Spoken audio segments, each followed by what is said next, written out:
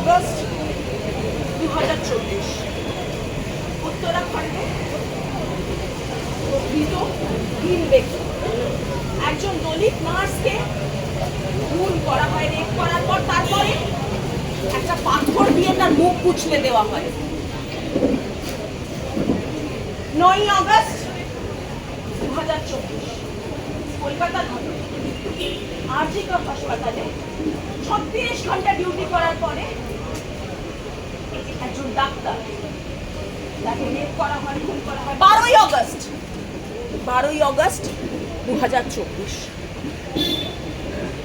বিহার, একটি নাবালিকা দলিত মেয়ে, তাকে খুন করা হয়, তাকে রেপ করা হয়। 5 জনের নামে অ্যারেস্ট ওয়ারেন্ট হয়েছিল।